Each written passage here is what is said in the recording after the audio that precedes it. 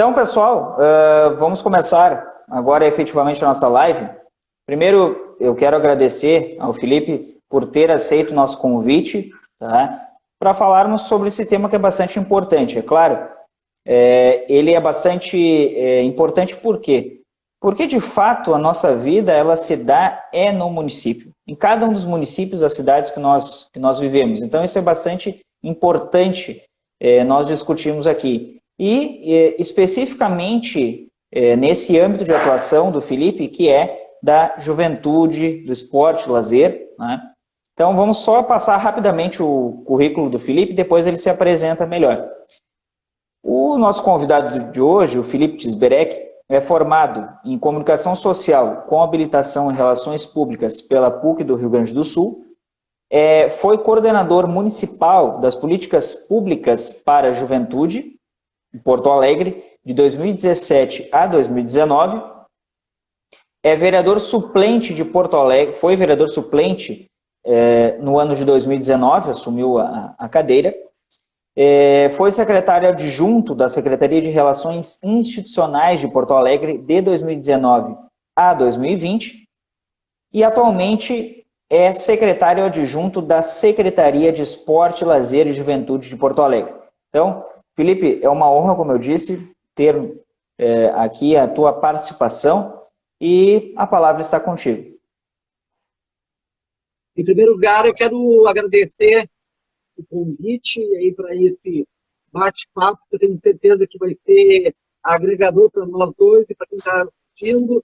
O importante é sempre a gente aprender junto, né?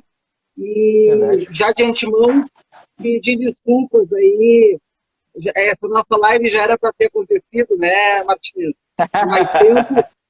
E o ajuste aí de agenda dos dois aí sempre. Mas estamos aí hoje e quero te tranquilizar que tu falou assim, primeira vez, primeira live aí, e ainda a gente sempre dá esses problemas técnicos, né? Mas quero te tranquilizar que isso aí acontece com todo mundo. Eu também já passei por alguns momentos que eu estava fazendo lives com convidados aí, e esses problemas a gente fica mais atucanado ainda, né? Mas faz parte. Acho que todo mundo está se adaptando aí desde o ano passado, essas novas modelagens aí. E isso faz parte, e tenho certeza que todo mundo compreende, porque a gente está, todos nós, aprendendo juntos. Melhorou bastante o som agora, viu? Melhorou então. Alguma Felipe, coisa aí que melhorou. Em primeiro lugar, eu queria te perguntar, como é que tu optou por essa carreira da comunicação social, né? O que surgiu, assim, né, no teu desenvolver ali, seja profissional, seja de vida, que tu, eu vou optar por esse curso, essa é a área que eu tenho, né, que eu quero focar e atuar?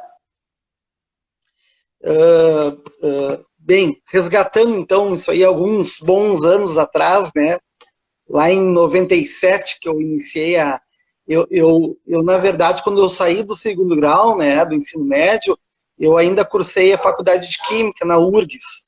Isso aí poucos sabem, né? Mas aí depois eu ingressei na comunicação, área totalmente diferente, né? Das exatas para várias humanas. Mas inicialmente, quando eu busquei a faculdade de comunicação, foi muito em função dos eventos, que eu, a minha vida inteira sempre gostei da parte de organização, né? Então eu busquei um curso que foi de Relações Públicas naquele momento para suprir e me qualificar nessa área. Mas quando eu descobri que, na verdade, o curso de Relações Públicas ele é muito mais amplo do que isso, né? Toda a parte de planejamento estratégico, planejamento organizacional, enfim, a gente ficaria aqui horas falando sobre o curso de Relações Públicas. Mas Sim. Que veio muito, sem eu saber ainda, hoje ser produtivo para mim nesta área deste ambiente da gestão pública, né? Porque tem todo um viés, enquanto se fala de relações públicas, de planejamento organizacional, de planejamento de gestão, como também a própria comunicação. Hoje, com a minha experiência que eu tenho dentro da gestão pública desde 2013, eu vejo que isso as empresas a iniciativa privada, ela cada vez mais trabalha muito isso, e é uma coisa que a gente, na gestão pública, precisa cada vez mais trabalhar também, que é a comunicação, né? Principalmente a comunicação interna. A gente vê muito se trabalhar a comunicação para fora, né? Para o público, para a sociedade do que se está se fazendo, e claro, evidentemente, que são os nossos patrões, né? Que a gente diz, quem está na gestão pública está trabalhando para o público, a gente precisa prestar contas do que a gente está fazendo, mas eu vejo que ainda existe um atraso de conceito e organização interna da importância da comunicação, dos fluxos, dos procedimentos, enfim, e aí vai afora. Então, assim, sempre fui muito comunicativo, gostei de falar, e com esse viés todo aí dessa busca de me qualificar na área de gestão de eventos, e acabou abrindo para mim um leque muito maior de visão, né, de enxergar, de estar no meu radar, uma importância muito maior da comunicação, principalmente sobre o ponto de vista organizacional, né? Seja iniciativa privada ou pública. E, Felipe, como é que tu acabou tendo essa intersecção com o direito? Né? Como é que, de alguma forma, o direito acabou sendo apresentado a ti, tu acabou tendo essa relação? Nós nos conhecemos, né, Martins? A gente teve a oportunidade de se conhecer através de dos eventos, esses que eu vi, que eu organizava, né? E eu não sou da área do direito, né? Como eu falei, eu sou bem da área, então, de relações públicas. E o direito começou, os congressos, os eventos do direito, que foi, eu acho que 97% dos eventos que eu organizei ao longo de 14, 15 anos, se não me engano, acho que desde 2005, muito mais por uma questão de network mesmo, quando começou lá em 2005, e de uma necessidade de demanda que existia, né, principalmente com as faculdades de direito, e para qualificar, capacitar, trazer outros olhares do direito de fora daquele quadro pedagógico que tem cada faculdade, né, de abrir o direito. A gente sabe que tem muitas áreas, tu sabe melhor do que eu, muitas áreas, muitas linhas de pensamento, de estudo, e acho que esse tipo de evento científico, ele sempre traz novos olhares e colabora na construção do profissional, né, do direito. Verdade. E acabou sendo no direito, eu acho que muito mais exatamente, a gente acabou se aperfeiçoando através do network, das relações, dos contatos, né, com professores, com advogados, promotores, procuradores, juízes, e acabamos criando uma excelência aí no viés jurídico. Isso é interessante também. E como é que tu adentrou na vida política? Né? O que te chamou a atenção? Bom, tu tendo essas relações institucionais e privadas, nessa rede de contatos, o que te chamou a atenção? Bom, eu acho que eu posso entrar para a política e conseguir contribuir, né, da minha visão, da minha parte, com aquilo que eu acho que não está bem certo, ou que tem algum equívoco, trazer essa oxigenação, né, não só uma área, no caso, por exemplo, o direito, ou só a economia, essa direção, não, uma outra área. Como é que acabou tu entrando nessa área? Na verdade, foi tudo muito... Nada é por acaso, né? Mas, assim, nunca existiu uma intenção inicial, já há mais tempo, do meu envolvimento na vida pública, né? Ele partiu, sim, de uma inquietude enquanto um cidadão comum, né? De demandas que eu tinha frente ao poder público, onde eu procurei, tentei acessar, não obtive êxito, não naquilo que eu propunha, mas não tive êxito nem no acesso, e acho que essa minha vivência desses anos todos, né, neste ambiente jurídico, através dos eventos, que eu também sempre gostei de, mesmo não sendo um profissional da área do direito, mas eu acabava aprendendo muito, né, sentando, escutando, vendo as palestras, participando, e isso vai nos desenvolvendo, né, Martins, a gente sabe que essa área do direito, ela nos instiga muito, né? Porque tudo que se aprende é da nossa vivência, né? O direito, ele é feito por cidadãos. Sim. Exatamente. É. Então, assim, eu acho que a minha inquietude, somado aos conhecimentos que eu fui tendo através dos eventos, e diante de uma situação específica que eu não tive acesso, foi assim, o ponto que, bom, olha só, todos nós, enquanto cidadãos comuns, questionamos, né, cada um na sua razão, e não existe verdade absoluta, mas cada um na sua Claro. razão, as suas necessidades, questionam isso, aquilo, e fazem o que é mais fácil fazer. O que é? Reclamar. Reclamar, sem muitas vezes se preocupar em entender, né? E eu acho que o que eu fiz foi exatamente isso. Eu me indignei em cima de uma inquietude, e então eu quis me envolver para entender, e quando eu comecei a compreender um pouquinho melhor, eu disse, não, então vamos lá. Então, em vez de eu ficar só nesse lado do balcão reclamando, vou tentar dar a minha contribuição daquilo que eu acredito, aquilo que eu penso, aquilo que eu tenho bagagem para poder contribuir dentro dos meus conhecimentos, né, e daquilo tudo que eu entendo como cada cidadão, na sua especificidade, pode contribuir. E foi assim que eu acabei, então, entrando neste ambiente político, muito mais do que por uma questão ideológica, né, sim, pensando na contribuição prática do meu mundinho, o que eu posso contribuir enquanto cidadão. E quando tu então foi convidado, né, para assumir aquela coordenadoria ali, qual a realidade que tu viu, tu visualizou naquele momento, e como tu conseguiu agregar, né, essa tua bagagem e então mostrar para aqueles profissionais que lá estavam que tinham uma outra visão, né, contribuir para aquela gestão que tu estava ali, né, inserido. Como é que foi esse início? Deixa eu fazer um gancho para responder essa tua pergunta, assim. Para um passo atrás. Eu, em 2013 a 2016, foi minha primeira experiência pública na gestão do então prefeito José Fortunati, e que era o vice, o atual prefeito Sebastião Melo.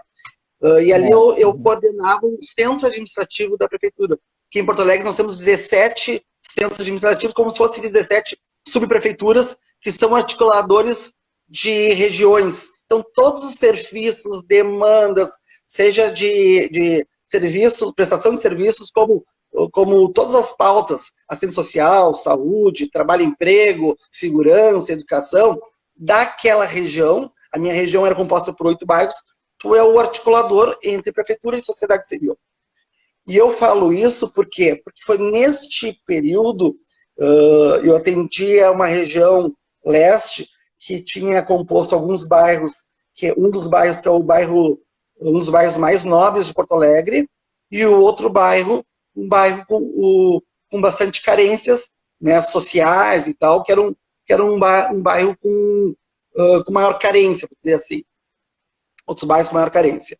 Então eu vivi 2 mundos, né, que eram divididos por uma Avenida Protásio Alves, 3 Figueiras de um lado, Bom Jesus de outro, e onde eu acabei aprendendo muito esta vida comunitária, a necessidade do acesso aos serviços públicos, e acabei conhecendo mais próximo políticas já direcionadas para crianças, adolescentes, juventude, muito feito por organizações da sociedade civil lá na ponta, lá no território, né? Sim. E aí eu tive diversas experiências, né, de ações e atividades lá nessa gestão ainda, onde eu acabei conhecendo essa pauta, desenvolvendo um trabalho lá, que depois, em 2017, quando eu fui convidado para coordenar, então, as políticas públicas para a juventude da cidade, inclusive devido, acho que, alguns projetos que eu desenvolvi nessa gestão anterior, lá naquele território. Mas aí eu quis contextualizar para dizer para ti o seguinte: primeiro momento eu fiquei muito, muito feliz, né? Claro, porque claro, aí tu pode aprofundar a política em toda a cidade. E falando da política específica da juventude, a gente vê assim que são muitos desafios, muitos, é muito complexo e infelizmente, por mais que a gente escute principalmente em períodos eleitorais, né? A importância de investir na criança, no adolescente, no jovem, é o futuro da cidade, é o futuro do país, é o futuro do Estado, é o futuro da sociedade. Na prática, a gente vê pela própria estrutura pública, seja município, Estado ou nação, que ela está muito aquém ainda, muito sombreada ainda por outras políticas e fica sempre lá na última importância. Isso é a minha opinião de quem viveu aqui em Porto Alegre, mas que também teve interface com outras cidades, com outros estados, né, sobre essa política. Juventude, por exemplo, aqui em Porto Alegre, é 1/3 quase da população de Porto Alegre, né? E juventude hoje, a gente tem que eu não quero aqui que me interpretem errado, que achem que eu esteja desconstruindo ou desmerecendo o que eu vou falar. Mas a juventude, ela não é só que nem se enxergava antigamente a política da capoeira, da grafitagem, sabe? Eu acho que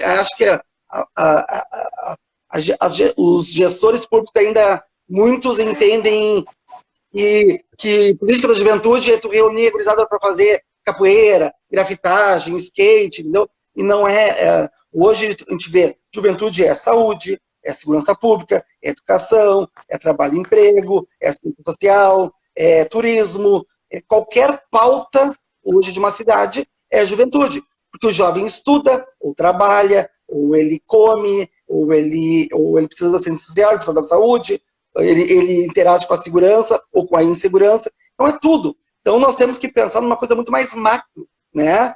Eu acredito que qualquer cidade, a juventude, ela seja um percentual grande, não só em Porto Alegre, então tu tem que pensar políticas para o cidadão, um cidadão daquela faixa etária, enfim, mas não diminuir, né? O que eu vejo hoje é ser diminuído. Na própria Prefeitura de Porto Alegre, na gestão passada, antes na gestão lá do Fortunati era uma secretaria, né? Foi dado empoderamento, foi conquistado o empoderamento de Estado de secretaria, e na gestão passada, na nova estrutura, não teve mais a secretaria e virou uma coordenadoria, onde eu era o coordenador e tinha uma equipe com uma pessoa só a mais, né? Sem dotação orçamentária para investimento, e não é só questão do investimento orçamentário, é questão do empoderamento, e aí vamos lá, todo mundo sabe.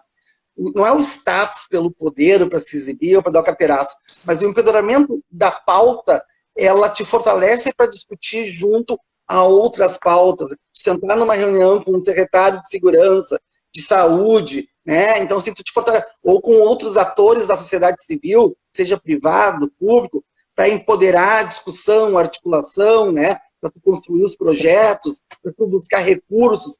Então, assim, foi muito desempoderado na gestão passada.